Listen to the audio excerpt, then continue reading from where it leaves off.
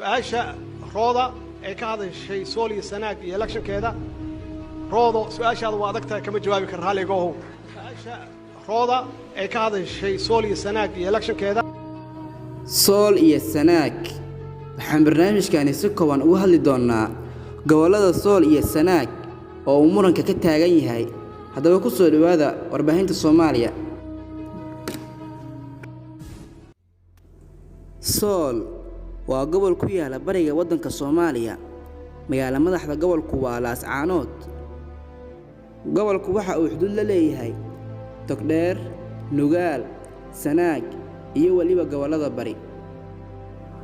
waqtigii gumaysiga waxa ay ahayd xaruntii daraawiishta iyo waliba waxa ay ahayd deegaankii uu ka soo jeeday Sayid Maxamed Cabdulla Xasan iyo Ismaaciil Mire Cilmi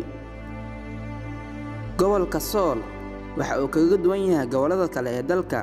gobolkaani si buuxda ah looma soo gumaysan gobolka Sool siiba degmada Taleex waa meeshii ugu horeysay ee Afrika ah ee diyaarad lagu weeraray waxaana ku soo weeraray gumaysihii Ingiriiska sanadkii 1920kii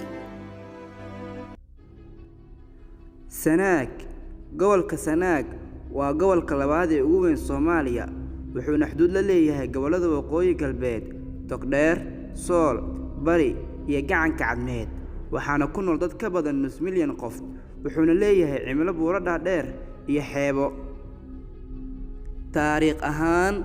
gobolka waxaa ka jirtay ilbaxnimo fac weyn waxaa kaloo ku yaala xabaalo ay ku aasan yihiin awoowayaashii qabaa'ilada iyo beelaha Soomaaliyeed badankooda sidaas darteeda waxaa loo yaqaan dhulkii awoowayaasha waxaa ka soo jeeda dad fara badan oo caan ku ahaa halgankii xornimo-doonka dalka Soomaaliya waxaa kaloo jira abwaano oo in badan midnimada iyo jiritaanka Soomaaliya maasooyin ka celiyay sida Xaaji Aadan Afqalooc guud ahaan gobolada Sool iyo Sanaag ayaa ah keedka dhaxalka iyo hidaha Soomaaliyeed bulshadiisuna waa mid ku abtirsanaysa Soomaali weyn sidaas darteeda waxay u heelan yihiin in la helo dawlad Soomaaliyeed oo xoog badan oo soo gaara gobolada isla markaana ay ka helaan xuquuqdii ay lahaayeen